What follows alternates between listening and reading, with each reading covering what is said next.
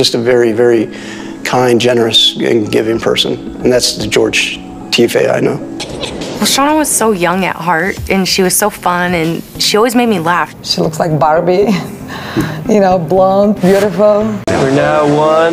See my beautiful ring? It was his world. That was his life. And then when their daughter came around, they were just the cutest trio ever. Oi pessoal, tudo bem com vocês? Sejam bem-vindos ao Lendo e Bebendo no quadro Sexta Estranha. Primeiro de tudo, muito obrigada por vocês estarem aqui, sempre comentando, compartilhando, dando like, dando dicas. Isso é muito importante para mim, de verdade, muito obrigada. Bem-vindo de volta se você já conheceu o canal e se é a primeira vez que você está aqui, espero que você goste do conteúdo. Bom, eu pretendo trazer pelo menos toda sexta-feira um caso real, de uma história real, de preferência solucionado, que eu sei que é o que todo mundo mais gosta. E hoje não é diferente. Hoje eu vim trazer um caso de uma pessoa normal, que estava vivendo a sua vida normal, uma mãe, uma esposa, uma trabalhadora, e aí aconteceu alguma coisa que mudou tudo isso.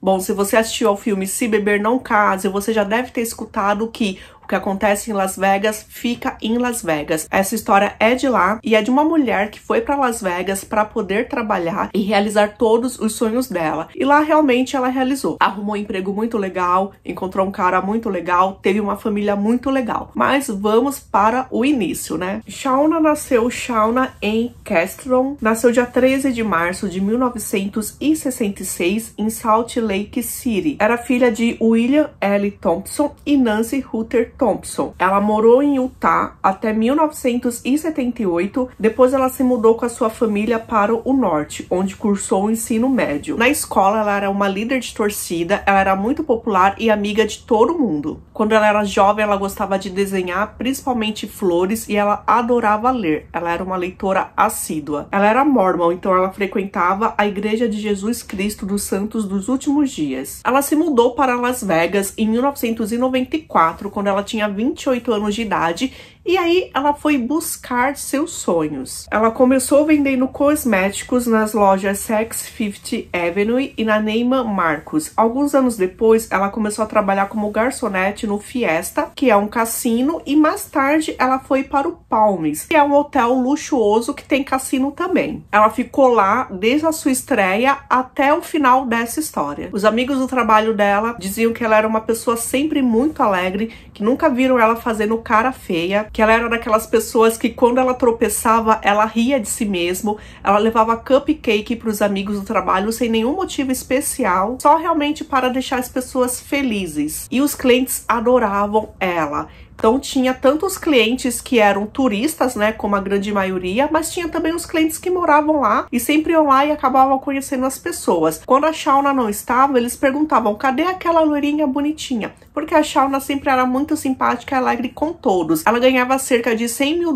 por ano, isso tanto em salário, mas principalmente com gorjetas. Em 2002, ela conheceu um funcionário lá do cassino, George Miguel Tiafae. Ele era um homem muito bonito, muito simpático, muito atencioso, e ele foi formado no West Point e serviu no Corpo de Engenheiros do Exército. Os dois começaram a namorar. Ele era um cara que gostava de servir e ajudar as pessoas. E ele era muito dedicado à família, tanto que ele dava dinheiro, basicamente ele sustentava a mãe e uma irmã dele que era deficiente. Fora isso, ele fazia amizade com os sem-tetos, ele ajudava na construção de casas. Todo dia de ação de graças ele estava lá distribuindo sopas para os sem-tetos. Então eles eram o casal perfeito, porque eles eram pessoas boas, trabalhadoras e que queriam ter uma família juntos. Um ano depois do começo do namoro, ela engravidou e eles tiveram uma filhinha chamada Madison, que o apelido dela era Mad. A Mad virou a alegria do casal, tanto o pai quanto a mãe idolatravam aquela menininha, e a placa do carro da Shauna era Mad. Eles moravam em um subúrbio chamado Summerlin, que ficava apenas a 16 quilômetros, né, das luzes lá dos cassinos e do trabalho dela. E nesse bairro moravam muitos policiais, bombeiros, os próprios trabalhadores dos cassinos também.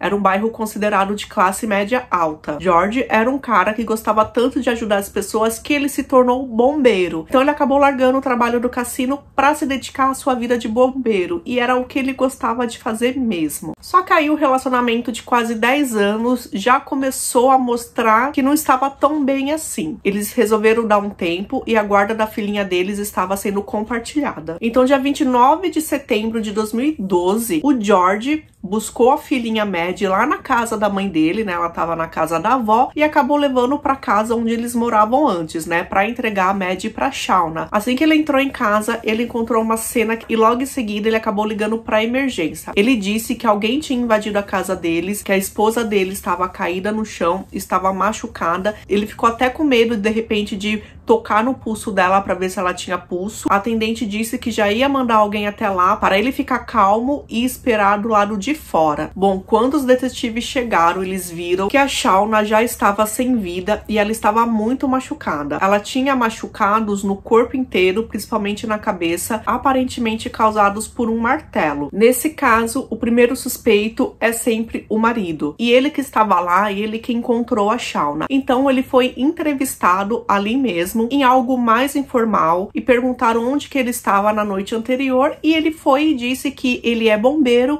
e ele estava num plantão de 24 horas. Ele estava o tempo todo ou na base ou saindo para atender alguns casos. Isso foi verificado e realmente 35 bombeiros tiveram contato com ele. Ele nunca ficou sozinho em nenhum momento, então o álibi dele estava correto. Foi aí que ele contou também para os detetives que ele e a Shauna estavam separados durante 5 meses, mas eles estavam novamente com um relacionamento bom e eles estavam pensando em voltar logo. Lá no trabalho dele, todos os outros bombeiros admiravam o George, porque ele era o cara que ajudava todo mundo, fazia muitos trabalhos sociais, ele construía casa para as pessoas que não podiam pagar, ele era tido como um bom exemplo. Mas se não foi o George, quem poderia ter sido?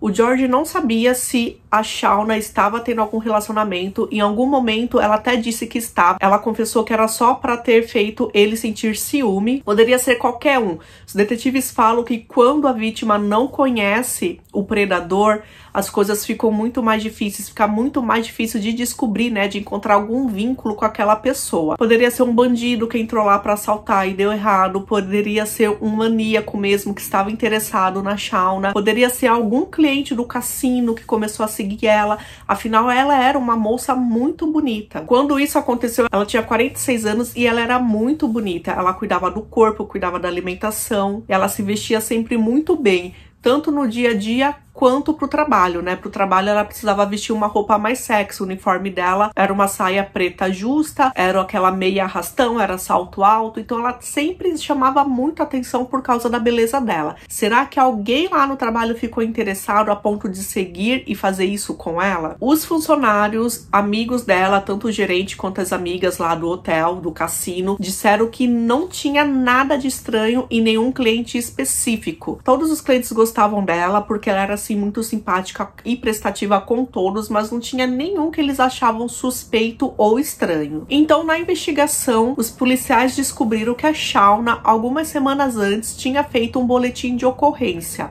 Ela fez um boletim de ocorrência no dia 14 de setembro de algo que aconteceu na casa dela no começo do mês, dia 4 de setembro. Ela disse, percebeu que a casa tinha sido invadida porque algumas coisas estavam fora do lugar, algumas coisas estavam faltando. Uma parte de baixo do biquíni dela havia desaparecido, além da aliança de casamento dela também. E olha só que estranho, gente, olha só que bizarro. Ela tinha encontrado 2 cuecas de tamanho pequeno que ela não conhecia, que não era do ex-marido dela. Essas 2 cuecas estavam dentro da máquina de secar roupa. Acho que ela ficou assim, esperando juntar, se sentia falta de mais alguma coisa, até ir à polícia e fazer esse boletim de ocorrência. Então os detetives resolveram dar uma olhada nas câmeras de segurança lá do cassino que ela trabalhava. Então por volta das 3 horas da manhã, é possível ver que ela saiu do trabalho, que ela está esperando um elevador para ir para o estacionamento. É possível ver ela saindo do estacionamento. Só que uma coisa que chama atenção é que ela não deixou o carro estacionado onde ficam ali as vagas para os clientes, né? Ela deixou bem no fundo do estacionamento. Isso não quer dizer nada. Talvez quando ela chegou lá, o estacionamento estava cheio, ou talvez ela deixasse no fundo para poder ter uma caminhada, já que ela tinha esse porte atlético. Mas enfim, não foi descoberto nada. Depois de um tempo ela só some das câmeras, mas não é possível descobrir se alguém seguiu ela. Só sabe que o quê? Que ela saiu de lá e que ela chegou em casa. Então os detetives estavam ainda sem saber o que fazer, né? Estavam tentando pegar outras pistas. pistas. Lembrando que dentro de casa eles examinaram tudo, pegaram várias coisas para poderem fazer teste de DNA e tentar descobrir algum outro tipo de prova, até que eles recebem um telefonema de um homem dizendo que tem informações sobre a garota que recebeu marteladas. Aí eles ficam bem interessados, por quê? Porque ninguém sabe do martelo, somente eles mesmos e quem cometeu aquilo. Porque para a imprensa nem nada, eles não haviam divulgado. Então, um dos detetives pediu para marcar um encontro com esse homem. E quando o detetive chegou até o local, ele encontrou um homem chamado Big Will. Big Will disse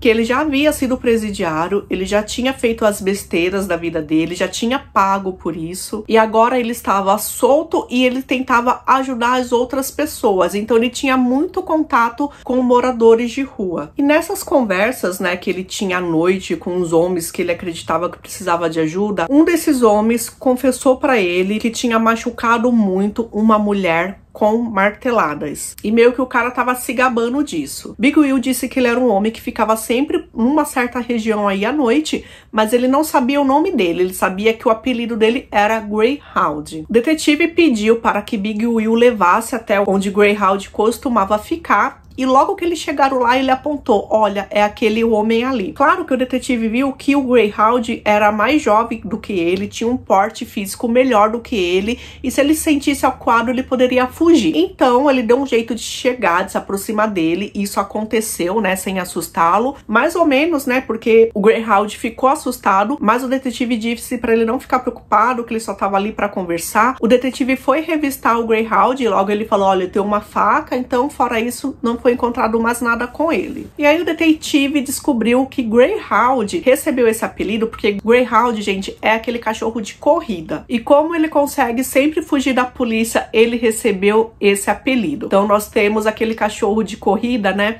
em 3 tamanhos diferentes. Nós temos ele menor, que ele é o galgo italiano, ou o pequeno lebrel italiano, inclusive eu tenho um desse aqui em casa. Depois a gente tem o Whippet, que é o intermediário, e o maior de todos, que é um grandão, ele é conhecido como Greyhound. Mas o Greyhound tinha um nome, ele se chama Noah Steve. Ele é um morador de rua, né, sem teto. Ele tentava com que algumas pessoas contratassem ele para fazer trabalho de faz tudo dentro de casa, né, de arrumar coisas quebradas em casa. O detetive perguntou se ele conhecia George e Shauna Tiefei. E aí ele disse que sim, que ele era muito amigo da família, muito amigo mesmo, assim, de frequentar a casa deles, conhecia a filhinha, ensinou a filhinha deles a andar de skate e, assim, tinha conhecimento de hábitos da família que o detetive achou muito estranho, né, porque afinal ele era um sem-teto. Mas a gente pode lembrar também que os amigos do George falavam que ele era um cara que gostava de fazer amizade com um sem-teto, ele não tinha preconceito nenhum. Apesar disso, os detetives achavam estranho que a Shauna deixasse o Noah ficar na casa deles, porque ele não era ninguém confiável assim, né?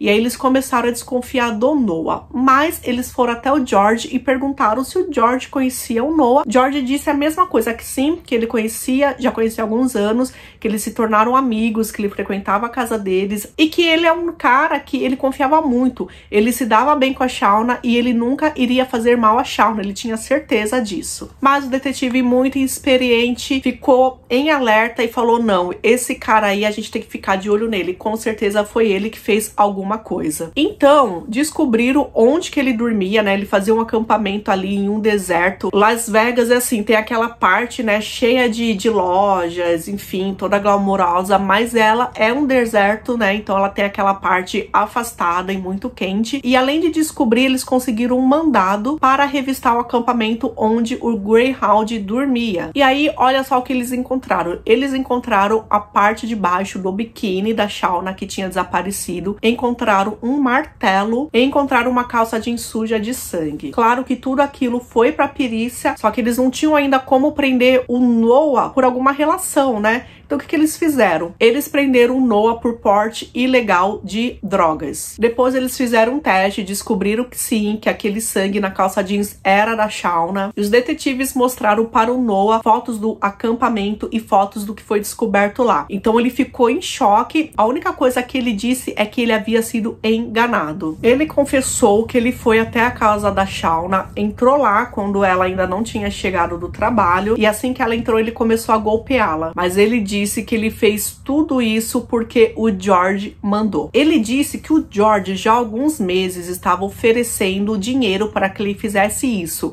em torno de 600, mas quando o valor subiu para 5 mil, aí ele aceitou fazer. Ele disse que a Shauna estava realmente querendo pedir o divórcio e, além disso, ela iria querer ficar com a casa dele, com todo o dinheiro dele, além de ficar com a filha.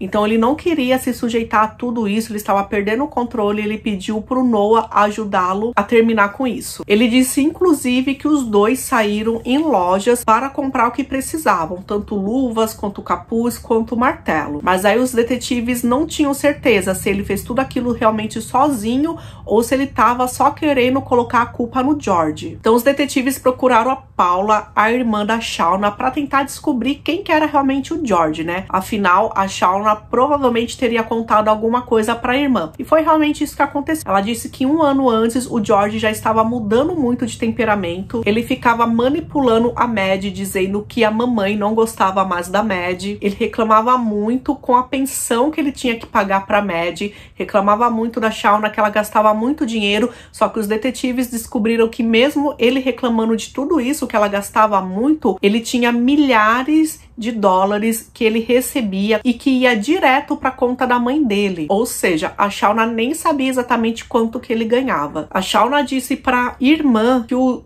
George, ele ficou muito obcecado, muito ciumento, que ele reclamava inclusive das roupas que ela usava e também do uniforme que ela tinha que usar. Inclusive uma vez teve uma briga mais forte, mais perigosa, que ele acabou empurrando ela até a parede e acabou apertando o pescoço dela. E detalhe, gente, a filhinha, a Mad, viu tudo. Os detetives também viram algumas mensagens, né, troca de mensagens entre a Shauna e o George e entre a Shauna e algumas amigas, e a Shauna falava para algumas amigas que o George estava ficando maluco, e uma dessas mensagens, né, que o George estava tentando controlar tanto a Shauna, ela virou para ele e falou assim, olha, eu larguei você, eu não larguei a nossa filha, né, então para de colocar nossa filha contra mim. Inclusive a Paula contou que a Shauna muitas vezes ligou para a mãe dela chorando desesperada porque o George tinha feito amizade com um cara muito estranho chamado Noah, e esse cara frequentava a casa deles pra ficar jogando videogame e pra ficar bebendo. E detalhe, gente, o tempo todo a Mad acompanhava os dois.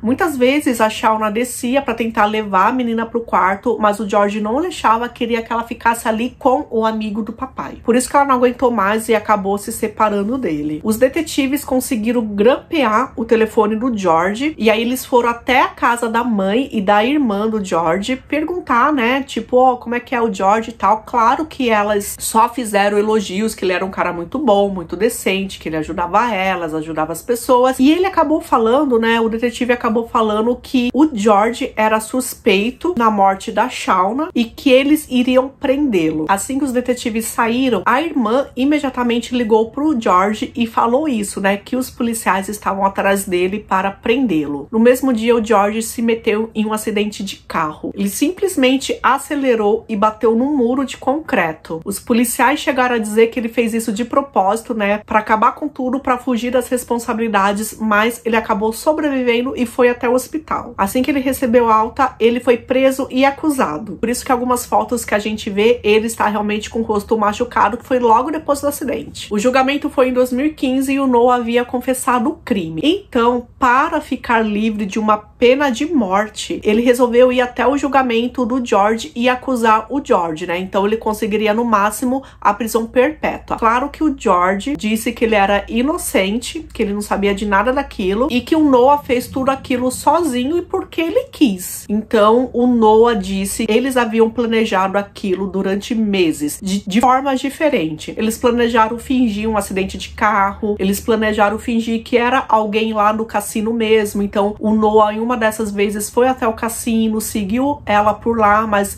não deu certo porque o cassino estava muito cheio. Outra vez ele ficou esperando a Shauna chegar, ele estava do lado de fora, mas por causa das luzes acesas da vizinhança, ele ficou com medo de ser enxergado e foi embora. Até que eles decidiram o plano, né? O George fez uma cópia de chave da casa deles e entregou pro Noah. Então o Noah pôde entrar lá enquanto ele esperava a Shauna chegar. Ele bebeu vodka, bebeu direto da garrafa e esse DNA foi encontrado encontrado depois realmente, né? Então realmente isso foi verdade. Até que a Shauna chegou e ele começou a golpeá-la. Ele falou que com a primeira martelada ela já desmaiou. Ele ficou cerca de 5 a 10 minutos, né, realizando esse procedimento até ter certeza de que ela não iria mais acordar. Então ele recebeu $600 de pagamento antecipado e o restante do dinheiro ele ia receber em $100 por semana para que ninguém desconfiasse de nada. Bom, os detetives encontraram no Walmart, né, através de câmera de segurança do Walmart, quando os dois foram juntos comprar o martelo, comprar a luva e comprar a touca. E, gente, os dois estavam muito calmos. Na saída, né, pro estacionamento, o Noah estava dançando e o George estava sorrindo. Muitas vezes no julgamento, quando o Noah foi perguntado quem pediu para ele fazer aquilo, ele apontava: George.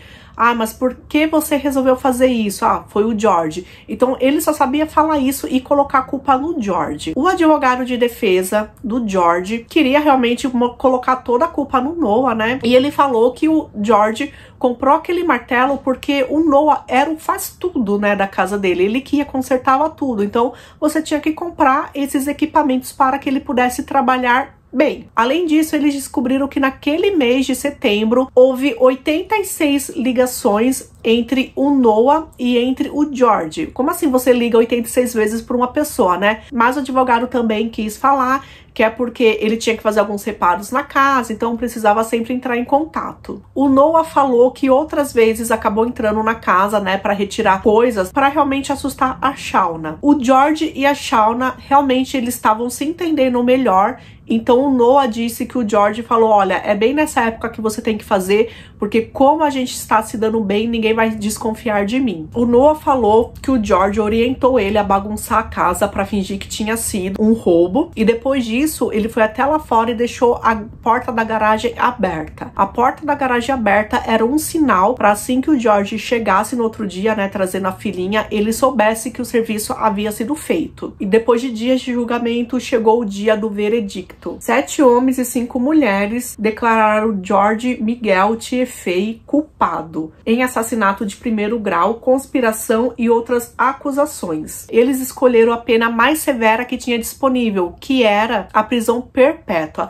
Nesse caso, os promotores não pediram que a pena máxima fosse a pena de morte, porque como o George não participou diretamente, eles acharam que não cabia isso. O Noah também recebeu uma prisão perpétua, só que ele pode pedir condicional depois de 42 anos. O George, mesmo depois de ter recebido já essa pena, ele foi condenado meses depois por conspiração em assassinato. Então ele recebeu mais 32 anos de prisão em cima da prisão, né, perpétua que ele já tinha recebido. Bom, até então o George não tinha confessado, né?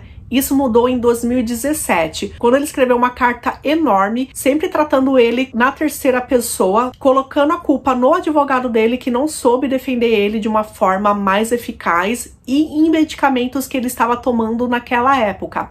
Ele disse que o advogado não tinha percebido que ele estava tendo alterações por causa dos medicamentos, então ele estava apelando à sua condenação. Trechos dessa petição diziam o seguinte: as prescrições alteraram sua mente e removeram sua capacidade de distinguir o certo do errado, a ponto de ele pensar que Deus o dirigiu a cometer um crime para proteger sua filha. Então ele disse, né, que o advogado dele foi ineficaz. O advogado dele disse que nunca percebeu que ele tinha algum problema mental na época e que o George nunca relatou isso, nem que estava tomando aqueles medicamentos. O George alegou, né, que por causa do trabalho dele de bombeiro, ele acabou se machucando e ele estava tomando alguns medicamentos. Ele tomava hormônios, bloqueadores de estrogênio e um medicamento chamado Adderall. Os inibidores de estrogênio, eles não são utilizados aqui no Brasil, né, até onde eu sei, para dor, mas lá nos Estados Unidos é. Então o que acontece? Todo ser humano tem no seu corpo o hormônio estrogênio, então quando você dá um bloqueador de estrogênio,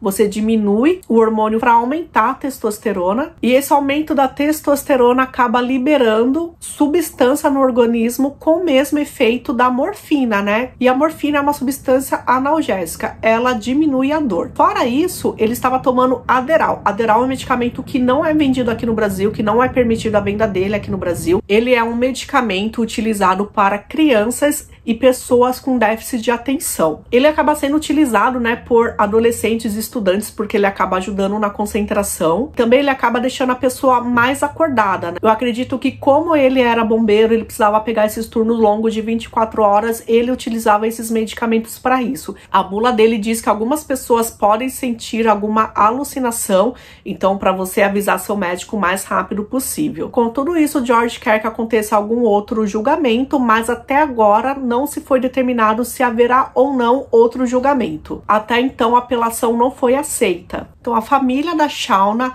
acabou montando uma instituição chamada Justice for Shauna para ajudar mulheres que sofrem violência doméstica. Bom, nesse caso a gente tem a Maddie, que perdeu a mãe e acabou depois perdendo o pai, né? Eu fiquei procurando, né, para entender quem tinha ficado com a guarda dela. Logo depois de tudo aquilo, ela ficou com a mãe do George. Até o dia do julgamento do George, a Maddie estava com a mãe dele. A Paula disse que visitava ela muitas vezes, que não tinha essa restrição da família dele. Até que em 2018 ela resolveu entrar com um pedido de guarda. Durante esse pedido, as duas famílias verificaram que o melhor para Maddie era continuar tendo contato com as duas famílias, então a guarda acabou sendo compartilhada. Então é isso, gente, esse é o caso de hoje. Sim, mais um caso muito triste. Espero o comentário de vocês aqui e a gente se vê na próxima Sexta Estranha.